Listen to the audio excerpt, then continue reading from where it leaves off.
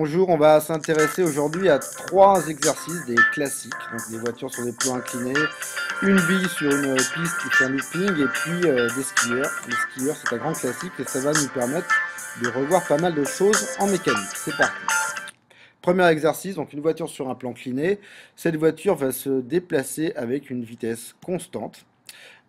Donc elle est entraînée par son poids. Évidemment, on va avoir d'autres forces ici. Si la vitesse est constante, ça veut dire d'ailleurs que on va avoir des frottements. C'est d'ailleurs la première question, déduire la valeur de la force de frottement. Parce que je vais commencer par faire, c'est placer les différentes forces qui s'appliquent sur la voiture. Donc on a d'abord la normale au sol, la réaction du sol. On va avoir le poids, mais le poids, je vais le décomposer selon euh, le plan incliné et puis la perpendiculaire au plan, donc P de X et P de Y. Et puis la force de frottement qui est dirigée derrière. Alors, si la vitesse est constante, on peut dire que la somme vectorielle des forces est égale au vecteur nul. Je vais m'intéresser à ce qui se passe selon le plan incliné, en fait, puisque je veux chercher à avoir la valeur de f. Je peux dire que p de x moins f est égal à 0. Donc, je vais en déduire une expression de f. F, c'est égal à p de x. P de x, c'est aussi p fois le sinus de l'angle alpha. P, c'est aussi m fois g. Donc je connais la masse, 960 kg. Le petit g, ça va être 9,80 mètres secondes moins 2. J'en déduis donc la force de frottement, F, qui est donnée ici avec deux chiffres significatifs, 2,4 fois 10 puissance 3 newtons. Maintenant, on voudrait avoir l'énergie cinétique de la voiture. On sait qu'elle se déplace à 9 mètres par seconde. L'énergie cinétique, c'est tout simplement 1 demi de mv au carré. On en déduit la valeur de EC, toujours pareil, avec deux chiffres significatifs, 3,9 fois 10 puissance 4 joules. Maintenant, on voudrait arrêter la voiture au bout de 15 mètres, donc on va commencer à freiner. Ça veut dire qu'en plus de la force de frottement, on va rajouter une force de freinage que je vais appeler grand F par la suite. Et je voudrais pouvoir avoir la valeur de F. Alors ce que je vais utiliser, c'est le théorème de l'énergie cinétique. Qui dit quoi? Qui dit que la variation d'énergie cinétique entre la fin et le début est égale au travail de toutes les forces qui s'appliquent au système. Alors sur le travail des forces, j'en ai pas mis deux. J'ai pas mis le poids selon Y et puis la réaction du sol parce qu'elles sont perpendiculaires au déplacement. Donc le travail est forcément nul. Il faut quand même remarquer que P de X et petit f, la force de frottement initiale, les deux forces étaient opposées, donc en fait les deux travaux vont s'annuler. Il ne reste plus que le travail de la force des freins, la force de freinage. Donc si je prends l'énergie cinétique finale, elle est égale à 0 puisque justement la voiture s'arrête à la fin. Initialement, on avait une énergie cinétique qui était 1,5 de mv2 avec pour vitesse 9 mètres par seconde. C'est égal à moins la force de freinage fois d. Pourquoi un moins? Parce que la force de freinage, elle va être opposée au déplacement d.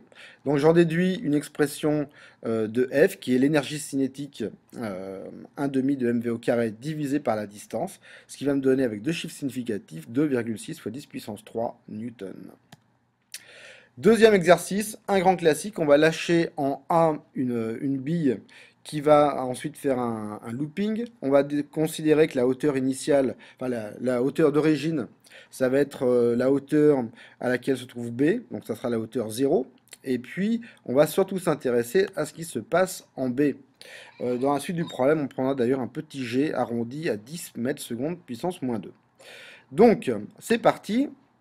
On voudrait d'abord maintenant dessiner avec une flèche, montrer la force résultante qui s'applique au point C, sur la bille au point C. Alors, au point C, la force résultante, c'est ce qu'on appelle la force centripète, puisqu'en fait la bille va subir un mouvement, on va avoir un mouvement circulaire au niveau du looping. Donc ça va être la force centripète. Mais la force centripète, c'est une résultante. C'est-à-dire que c'est la somme, en fait, des forces qui s'appliquent au système, c'est-à-dire le poids de la bille, et puis la réaction de la piste, R. Donc la force centripète, c'est en fait R plus P. Donc voilà les deux forces qui vont s'appliquer sur la bille, c'est le poids P et la réaction de la piste. Alors, le poids toujours dirigé vers le bas, et puis la réaction de la piste. Évidemment, l'objet, la bille est en contact avec la piste, la réaction de la piste est aussi dirigée vers le bas. Donc la force résultante, qui est la somme du poids et de la réaction de la piste, la force résultante Fc, eh ben, c'est m fois V2 sur R, donc c'est l'expression de la force centripète. Maintenant, on voudrait en déduire que la vitesse de la bille est de 3 mètres par seconde. Alors, dans ce problème, on néglige la friction, c'est marqué dans l'énoncé, ce qui veut dire que l'énergie mécanique est constante. Donc, on ne va pas s'intéresser au théorème de l'énergie cinétique, on va faire plus simple. On va simplement s'intéresser aux variations d'énergie potentielle et d'énergie cinétique. Alors, ce que je peux dire, c'est que l'énergie mécanique en C, c'est la même que l'énergie mécanique en A. Alors, en C, on va avoir l'énergie potentielle plus l'énergie cinétique au point C, donc mgHc, plus un demi de mvc au carré. En A, on n'avait pas de vitesse initiale, donc pas d'énergie cinétique, mais par contre, on avait de l'énergie potentielle, c'était mgha. Bon, je vois dans le problème que je peux simplifier tout par m, et je vais réussir à isoler le terme qui est en vc au carré, et je vais avoir une expression pour la vitesse en c qui sera la racine carrée de 2g multiplié par ha moins hc. Le petit 2 vient du fait qu'en fait j'avais tout multiplié en rho par un facteur 2 pour supprimer le terme 1,5. Ce qui me donne bien une vitesse en c de 3,0 mètres par seconde. Alors maintenant, on voudrait avoir donc la force résultante qui agit sur la bille au point C. Donc ça, c'est la force centripète. Et puis en déduire l'expression et la valeur de la réaction de la piste sur la bille. Donc la force résultante, c'était la force centripète, mv2 sur R. On connaît maintenant la vitesse au point C, 3 mètres par seconde. On connaît le rayon. Là, on vous donne en fait le diamètre de la boucle sur le schéma, mais on va pouvoir donc en déduire le rayon. Et puis la masse de la bille, on la connaît. Donc, la force centripète, c'est la réaction R plus le poids. Maintenant, je vais me débarrasser de la notation vectorielle, puisque R et P sont dirigés du même côté. Donc, je vais avoir Fc est égal à R plus P, c'est-à-dire R plus mg. Je fais un tout petit peu de maths, et je vais avoir la réaction qui est égale à la force centripète mv2 sur R moins mg, et j'en déduis une valeur de réaction de la piste qui est 2,1 newton. Troisième exercice, troisième grand classique, un skieur sur une piste, sauf que là la piste elle est un petit peu compliquée. On a un point A qui est à 41 mètres de notre hauteur d'origine. On va avoir donc le skieur qui va partir, qui va sauter une fosse qui fait 12 mètres de long et qui va atterrir un peu plus bas que le point B, 1,8 mètres plus bas, et ça sera son point de chute en D. Donc on nous dit que le skieur a une masse de 72 kg et ça va lui prendre 8 secondes pour descendre la piste donc de A à B. Alors on vous donne dans l'énoncé un graphe qui vous donne l'évolution de la vitesse au cours du temps. Alors, donc la vitesse n'est pas constante, elle augmente. Et d'ailleurs, elle a une valeur qui est un petit peu complexe, mais on verra comment on peut se sortir de tout ça. Donc, premièrement, avec ce graphe, on voudrait avoir l'énergie cinétique, qu'on appelle EK ici, kinetic energy en anglais, du skieur, l'énergie cinétique du skieur au point B. Alors le point B, ça correspond à un temps qui est de 8 secondes. Et ben on regarde sur le graphe quelle est la vitesse au bout de 8 secondes. Ben, la vitesse, elle vaut 23 mètres par seconde. Maintenant, à partir de cette valeur de vitesse, on peut trouver l'énergie cinétique, c'est 1,5 de mv au carré, ce qui va nous donner, avec deux chiffres significatifs, 1,9 fois 10 puissance 4 joules. Maintenant, on voudrait avoir la longueur de la piste. Alors attention, une longueur, quand on a la vitesse et le temps, une longueur, c'est, ou une distance, c'est la vitesse fois le temps. Sauf que ce genre de formule marche quand la vitesse est constante. Maintenant, la vitesse ici n'est pas constante. Qu'est-ce qu'on pourrait faire? Soit faire un calcul intégral si on connaissait la fonction qui décrit la vitesse, mais on peut faire ça aussi de manière plus simple en prenant tout simplement l'air qui est sous la courbe. Alors ce qu'il faut regarder sur ce graphique, c'est que les grands carreaux, si on prend 1 cm par centimètre, ça va correspondre à peu près enfin exactement à 5 mètres. Donc on a, quand on prend un grand carreau, ça fait verticalement, ça fait 5 mètres par seconde. Un grand carreau horizontalement, ça fait 1 seconde. Donc chaque grand carreau va faire 5 mètres. Si on compte l'ensemble des grands carreaux et puis si on fait des petites approximations, on va arriver à une distance qui est à peu près de 100 mètres. Donc, en tout cas comprise entre 90 et 105 mètres en fonction de la précision que vous allez choisir.